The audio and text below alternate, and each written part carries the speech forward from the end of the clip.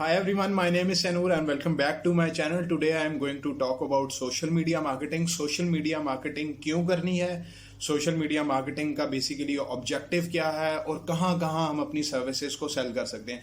Basically ये 3 question बहुत ज़्यादा इंपॉर्टेंट है जो कि मैं कह रहा था कि थोड़ी सी डिस्कशन इनके ऊपर करूँ बिफोर स्टार्टिंग पूरी सीरीज स्टार्ट करने से पहले. तो बेसिकली जो करियर्स हैं सबसे पहले उन पे बात करते हैं कि सोशल मीडिया मार्केटिंग कहाँ कहाँ पे सोशल मीडिया मार्केटियर्स की ज़रूरत है.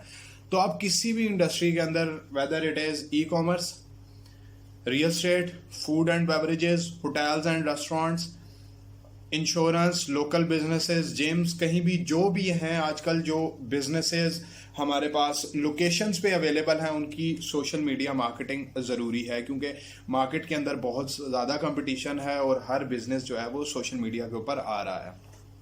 तो डेफिनेटली उनके लिए उन्हें सोशल मीडिया मार्केटिंग की ज़रूरत होगी जो कि आप यहाँ से स्किल सीख के अपने आप को अपनी एक रेज्यूमे बना सकते हैं और अपने आप को लिंक्डइन पे, naukri.com पे, गर्व पे, कहीं पे भी आप जहाँ पर भी रजिस्टर होना चाहते हैं वहाँ पर अपनी जॉब्स ढूंढ सकते हैं.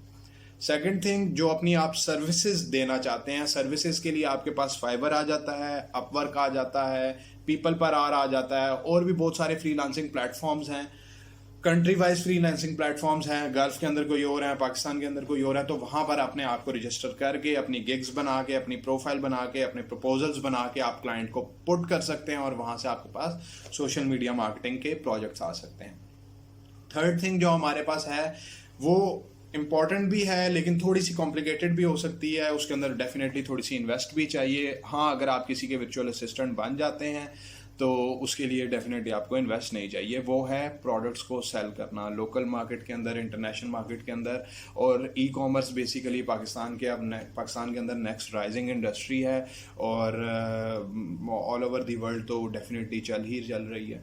तो अपनी प्रोडक्ट्स को सोशल मीडिया के ऊपर सेल करना, फेसबुक के ऊपर, इंस्टाग्राम के ऊपर एड्स पुट करना, तो उनकी सोशल मीडिया मार्केटिंग करना, तो इस तरीके से आप अपने आप को वहाँ से सोशल मीडिया मार्केटिंग के अपने स्किल्स यूज़ कर सकते हैं. तो ओके, ये होगी या करियर की बात.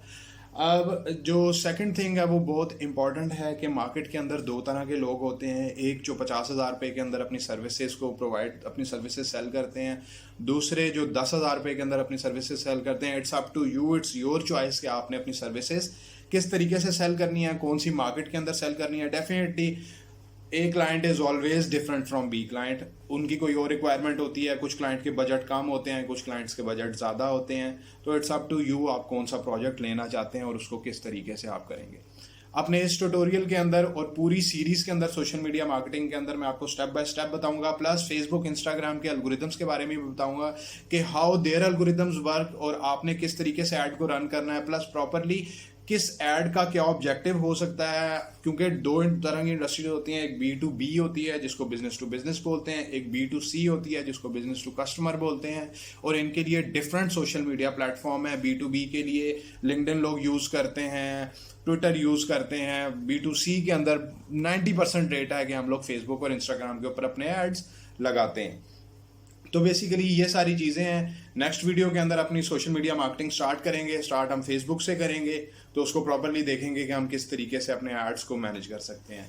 तो अभी तक के लिए इतना ही. वीडियो को लाइक करें, शेयर करें, सब्सक्राइब करें ताकि बाकी लोगों को भी फ़ायदा हो. सी यू ऑन नेक्स्ट वीडियो.